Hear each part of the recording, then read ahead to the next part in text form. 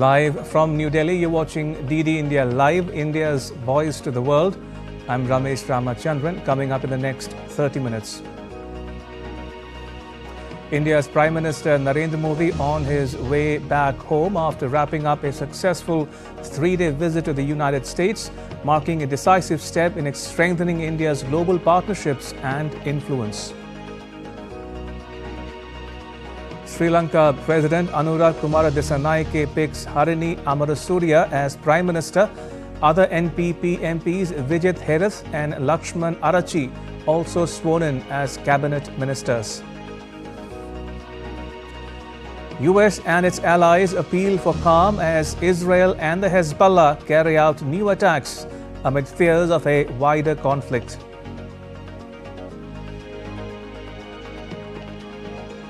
And German carrier Lufthansa plans to suspend its Beijing routes departing Frankfurt Airport due to increased competition and rising operational costs.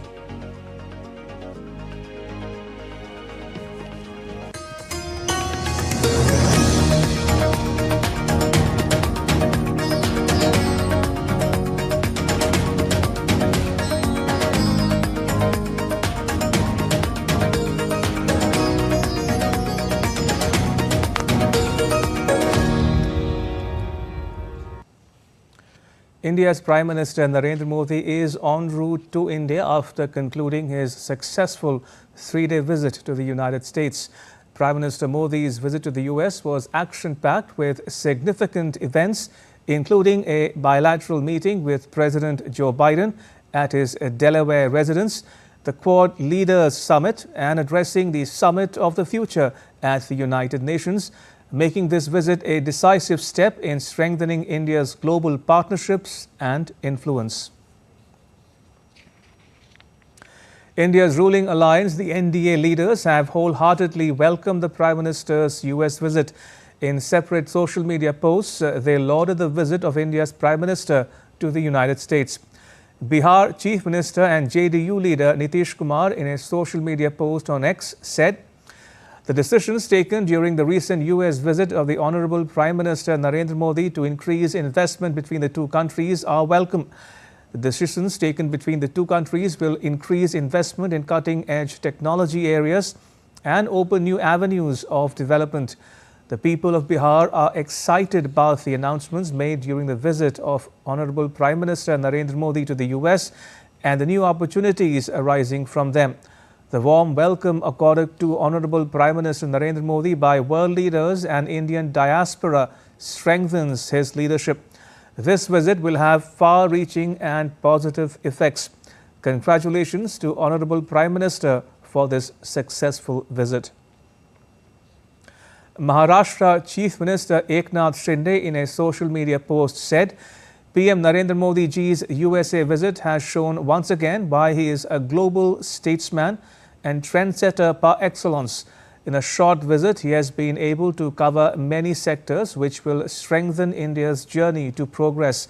As Indians, we feel very proud to see when our Prime Minister is welcomed specially by American President Biden to his personal residence and school.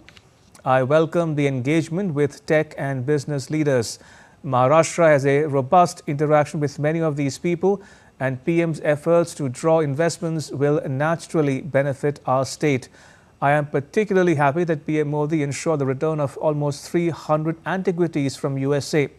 It is important a leader keeps in touch with his cultural roots, and this is exactly what PM Modi is doing. Andhra Pradesh Chief Minister N. Chandrababu Naidu, in a social media post on X, welcomed PM as he returns to India after his successful visit to the US. He expressed happiness to be working under the leadership of such a statesman.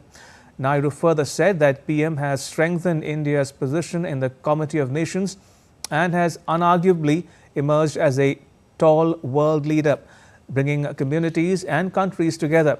His address to the UN stands as testimony to the importance world leaders associate with India and the significance of the role we are poised to play on the global stage in the coming years.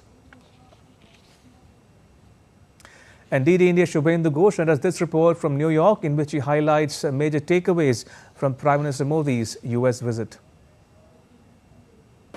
Prime Minister Narendra Modi concluded his historic visit to the United States in a packed tour that lasted around 50 hours. India's vision and engagement was furthered in diverse domains. First, the Quad Leader Summit. Prime Minister Modi participated in the 6th Quad Leader Summit in Wilmington, Delaware, hosted by US President Joe Biden. Leaders of Australia and Japan also participated. Some of the big takeaways included the Quad Cancer Moonshot, a groundbreaking partnership to save lives in the Indo-Pacific region by combating cervical cancer. First ever Quad at Sea Ship Observer Mission, cooperation in semiconductor supply chain and more. The next Leader Summit will be hosted by India in 2025. Second, the Summit of the Future. PM Modi addressed the Summit of the Future at the 79th United Nations General Assembly in New York. He gave a clarion call for reform, saying that global action must match global ambitions. His intervention defined the fundamental course correction needed for a sustainable and equitable future. He flagged the continuing threat of terrorism and cybercrimes, advocated strengthening global digital governance and tech regulation. He also shared India's success in poverty alleviation and digital public infrastructure. Third, the bilateral engagements. On the sidelines of the key events, Prime Minister held a number of bilateral meetings. Besides the Quad partner countries, PM also met leaders of Nepal, Kuwait, Palestine, Vietnam, Armenia and Ukraine. PM Modi and President Zelensky discussed the situation in Ukraine, as well as ways to forward on the pursuing a path of peace figured prominently in their discussions. Next, the CEO's Roundtable. Prime Minister Modi interacted with technology industry leaders in New York in a roundtable anchored by Massachusetts Institute of Technology. Talks focused on artificial intelligence, quantum, biotechnology, life sciences, computing, IT and communication, along with semiconductor technologies. Finally, the Mega Diaspora Program. Indian American community accorded a memorable welcome to Prime Minister Modi at the Nassau Coliseum at Long Island. The Prime Minister recounted the remarkable rise of India and the Indian diaspora on the global stage. He also said that for the world, AI stands for artificial intelligence, but he believes it also represents the America-India spirit. So those were some of the key takeaways of Prime Minister Modi's historic visit to the United States. Shubhendu Ghosh for DD India in New York. The UN General Assembly High-Level Week beginning on Tuesday with representatives of 193 member countries convening at the World Body's headquarters in New York City. This year's theme is Leaving No One Behind, acting together for the advancement of peace, sustainable development and human dignity for present and future generations. The general debate, the key event of any UN General Assembly, has already begun with speeches from leaders of member states. As is tradition, Brazil's president is the first to take the podium, followed by US President Joe Biden. Secretary General of the United Nations, Antonio Guterres, addressed the session. The challenges we face are solvable, but that requires us to make sure the mechanisms of international problem solving actually solve problems. The Summit of the Future was a first step, but we have a long way to go. And getting there requires confronting three major drivers of unsustainability. A world of impunity, where violations and abuses threaten the very foundation of international law and UN Charter. A world of inequality, where injustices and grievances threaten to undermine countries or even push them over the edge. And a world of uncertainty, where unmanaged global risks threaten our future in unknowable ways.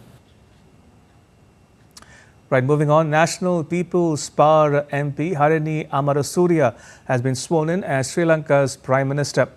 Dr. Amarasuriya was sworn in before President Anura Kumara Dissanayake at the Presidential Secretariat this afternoon, a day after Dissanayake himself was sworn in as the President.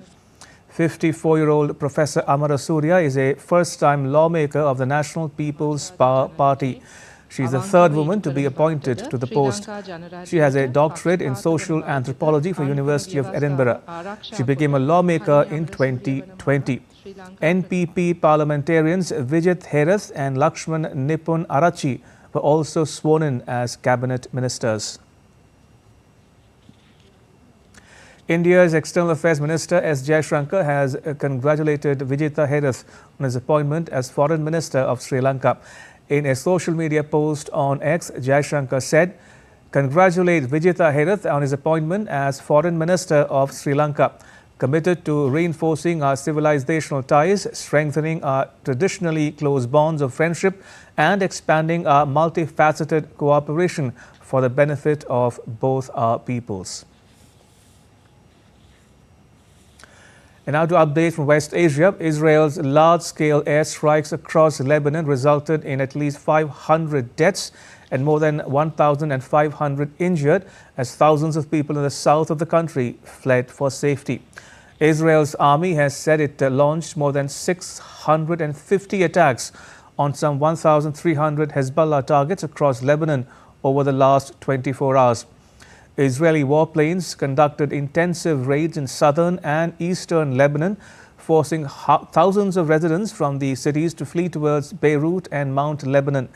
Also on Monday, Israeli airstrikes in Beirut targeted Ali Karki, a senior Hezbollah commander.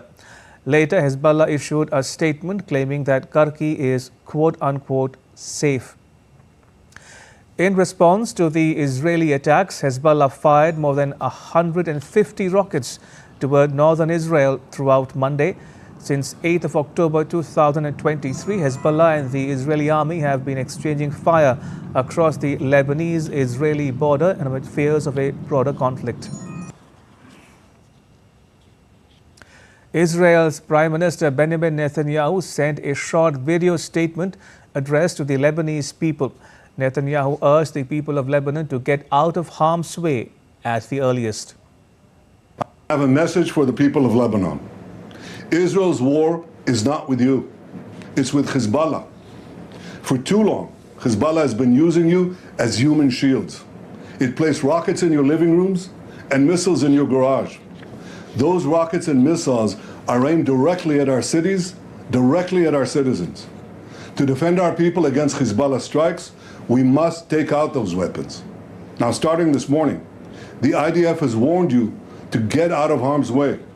I urge you, take this warning seriously. Don't let Hezbollah endanger your lives and the lives of your loved ones. Don't let Hezbollah endanger Lebanon. Please, get out of harm's way now. Once our operation is finished, you can come back safely to your homes. All right, let's take you live to the United Nations, where U.S. President Joe Biden is addressing. Was divided by the Cold War. The Middle East was headed toward war.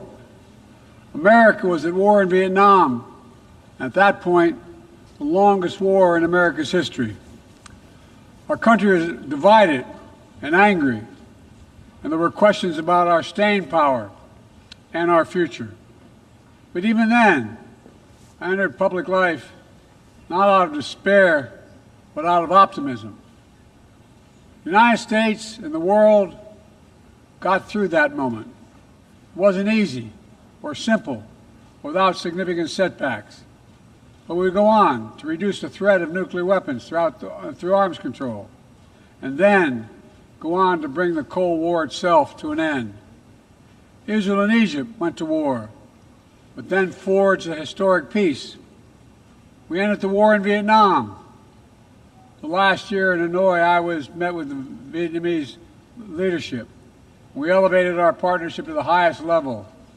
It's a testament to the resilience of the human spirit and the capacity for reconciliation.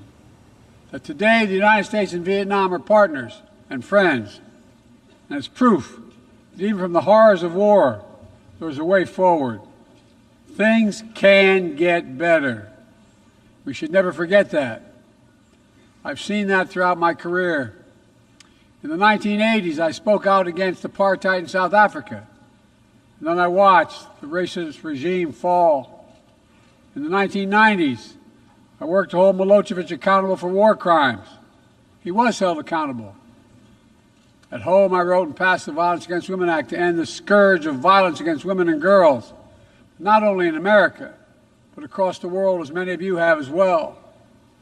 But we have so much more to do, especially against rape and sexual violence as weapons of war and terror. We were attacked on 9/11 by al-Qaeda and Osama bin Laden. We brought him justice. Then I came to the presidency at another moment of crisis and uncertainty. I believed America had to look forward. New challenges, new threats, new opportunities were in front of us. We needed to put ourselves in a position to see the threats, to deal with the challenges, and to seize the opportunities as well. We need to end the era of war that began on 9/11. As Vice President to President Obama, he asked me to work to wind down the military operations in Iraq, and we did, painful as it was. When I came to office as president, Afghanistan had replaced Vietnam as America's longest war. I was determined to end it, and I did. It was a hard decision, but the right decision. 4 American presidents had faced that decision, but I was determined not to leave it to the 5th. It was a decision accompanied by tragedy. 13 brave Americans lost their lives, along with hundreds of Afghans in a suicide bomb. I think those lost lives, I think of them every day. I think of all the 2,461 U.S. military deaths over a long 20 years of that war. 20,744 American servicemen wounded in action. I think of their service, their sacrifice, and their heroism. I know other countries lost their own men and women fighting alongside us. We honor their sacrifices as well. To face the future, I was also determined to rebuild my country's alliances and partnerships to a level not previously seen. We did just that, from traditional treaty alliances to new partnerships like the Quad with the United States, Japan, Australia, and India. I know many look at the world today and see difficulties and react with despair, but I do not. I won't. As leaders, we don't have the luxury. I recognize the challenges from Ukraine to Gaza to Sudan and beyond. War, hunger, terrorism, brutality, record displacement of people, a climate crisis, democracy at risk, strains within our societies, the promise of artificial intelligence and its significant risk. The list goes on. But maybe because all I've seen and all we have done together over the decades, I have hope. I know there is a way forward. In 1919, the Irish poet William Butler Yeats described a world, and I quote, "where things fall apart, the center cannot hold, mere anarchy is loosed upon the world," end of quote. Some may say those words describe the world not just in 1919, but in 2024. But I see a critical distinction. In our time, the center has held. Leaders and people from every region and across the political spectrum have stood together, turned the page. We turned the page in the worst pandemic in a century. We made sure COVID no longer controls our lives. We defended the UN Charter and ensured the survival of Ukraine as a free nation. My country made the largest investment in climate, clean energy, ever anywhere in history. There will always be forces that pull our countries apart and the world apart. Aggression, extremism, chaos, and cynicism. A desire to retreat from the world and go it alone. Our task, our test, is to make sure that the forces holding us together are stronger than those that are pulling us apart. That the principles of partnership that we came here each year to uphold can withstand the challenges. That the center holds once again. My fellow leaders, I truly believe we're at another inflection point in world history, where the choices we make today will determine our future for decades to come. Will we stand behind the principles that unite us? Will we stand firm against aggression? Will we end the conflicts that are raging today? Will we take on global challenges like climate change, hunger, and disease? Will we plan now for the opportunities and risk of a revolutionary new technologies? I want to talk today about each of these decisions and the actions, in my view, we must take. To start, each of us in this body has made a commitment to the principles of the UN Charter to stand up against aggression. When Russia invaded Ukraine, we could have stood by and merely protested. But Vice President Harris and I understood that that was an assault. You're listening to U.S. President Joe Biden's address to the United Nations General Debate. In other news, the Dubai World Trade Center is abuzz this week as it hosts tens of thousands of visitors from the global food and beverage industry for the inaugural Gulf Food Green event. This unique showcase, dedicated to sustainable practices, cutting-edge technologies and transformative trends, is set to make waves with a comprehensive range of products and services on display. Gulf Food Green, a first-of-its-kind event, runs alongside ISM Middle East, the region's leading sweets and snacks show, and Private Label Middle East, the only event of its kind focused on private label and contract manufacturing in the region. Together, these events offer a packed agenda featuring conferences, exhibitions, investor programs, exciting product launches, a startup competition, and a festive showcase. The goal is to provide a platform for networking, business growth, and valuable industry insights. India, with its growing influence in the global food and agricultural space, made a notable presence at the event. The Indian pavilion showcased a diverse array of food and agricultural products, with entrepreneurs highlighting the latest innovations in the agro sector. The official representation was led by Food Safety and Standards Authority of India, showcasing India's commitment to sustainable food practices. I am finding this place very amazing because this is providing opportunity for the collaborators from different countries, food businesses and various other stakeholders. As a country, as India, growing leader for almost everything, I would just expect we excel in this field also, where we can think about, we can explore the possibilities of repurposing and recycling our resources in the best possible manner. First time we are showcasing in this event, Gulf Food Green. So our intention is to provide linkage to Indian fresh produce, processed fruits and vegetables.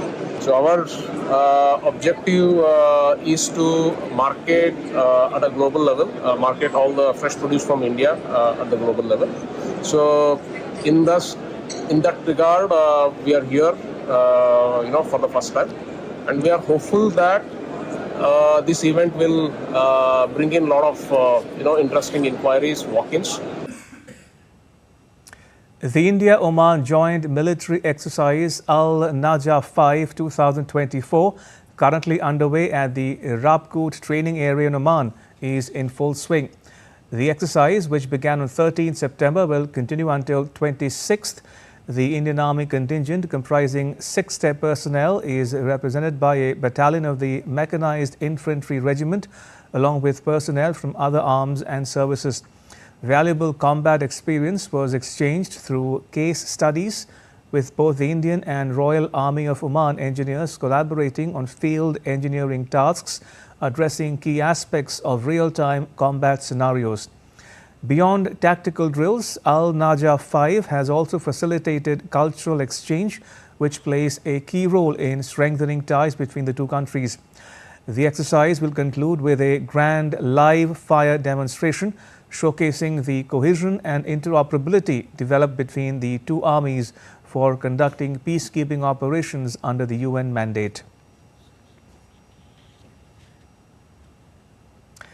In sports news, England spinner Adil Rashid has confirmed that he is not thinking about hanging his international boots, a possibility that came up after Moeen Ali announced his retirement from international cricket earlier this month.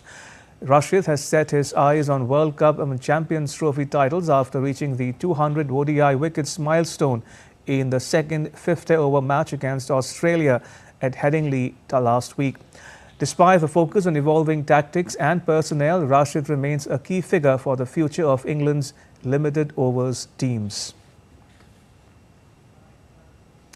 The 2024 edition of Irani Trophy will be played from the 1st of October.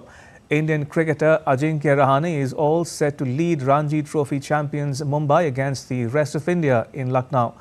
The game will also mark all-rounder Shardul Thakur's return to first-class cricket after surgery. It is understood that all top players including Shreyas Iyer, Mushir Khan, Shams Mulani and Tanush Kotian are supposed to play the match. There is no clarity whether Sarfaraz Khan, who is in the India squad, will be picked for the tie. And on this day, 17 years ago, India managed to get the better of arch rivals Pakistan by 5 runs at the Wanderers Stadium in Johannesburg to win the 2007 T20 World Cup title. Indian skipper MS Dhoni won the toss and opted to bat first, after which, riding on Gautam Gambhir's 75, India posted a total of 157 runs on the board for the loss of 5 wickets in 20 overs. Apart from Gambhir, Rohit Sharma contributed 30 runs from 16 balls. The title win came at the time when Indian team was facing many setbacks, including 2007 ODI World Cup exit and the controversy revolving around then India coach Greg Chappell. The inaugural win in 2007 was the most crucial win for the Indian side in the history of cricket.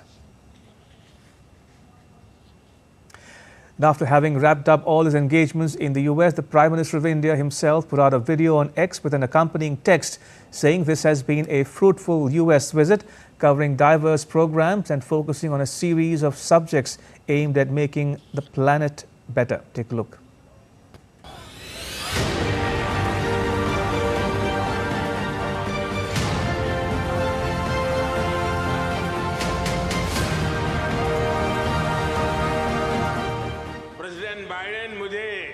Delaware में अपने घर ले गए थे। उनकी आत्मीयता, उनकी गर्मजोशी मेरे लिए दिल छू लेने वाला मोमेंट रहा।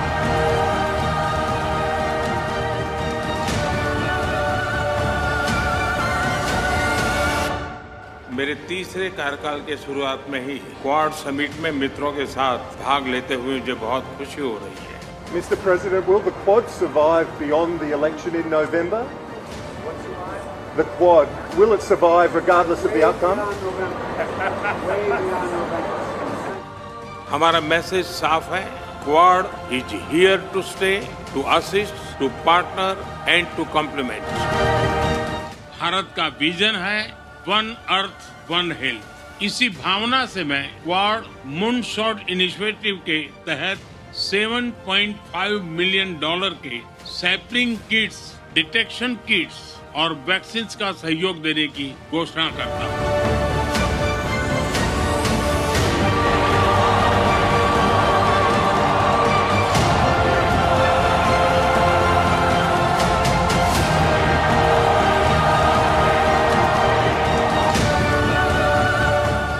डेमोक्रेटिक वैल्यूज और टेक्नोलॉजी का मिलना मानव कल्याण की गारंटी देता है और भारत एक देश है जिसके पास टैलेंट भी है, डेमोक्रेसी भी है, मार्केट भी है और ऐसी गोल्डन अपॉर्चुनिटी रेयर होती है जो आज भारत के पास उपलब्ध है। Prime Minister wants to make sure ultimately AI is there to benefit the people of India. This is India's moment. You have to seize the opportunity. We are expanding our manufacturing capabilities in India. We have already a large research-based center in India. We plan to grow that. It's an exciting time. He clearly wants to have India front and center in progress of technology. Prime Minister is a very bright man.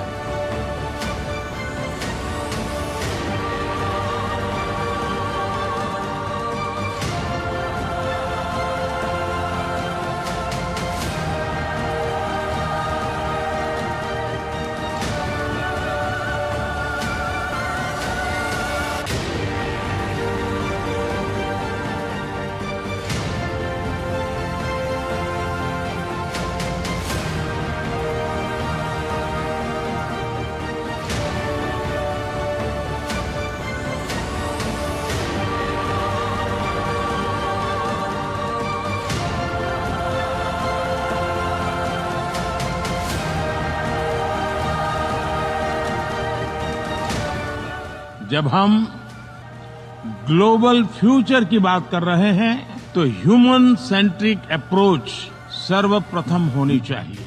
Success of humanity lies in our collective strength, not in the battlefield. और वैश्विक शांति एवं विकास के लिए global संस्थाओं में reforms आवश्यक है। Reform is the key to relevance. मैं जोर देकर कहूंगा कि global action must match global ambition.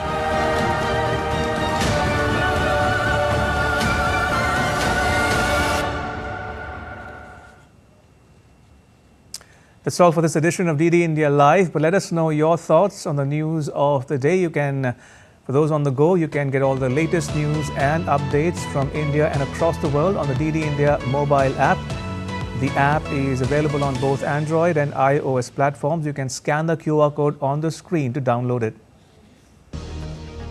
And we'll be back with more news as it breaks here on DD India. I'm Ramesh Ramachandran. All of us here in New Delhi. Thanks for watching DD India Live.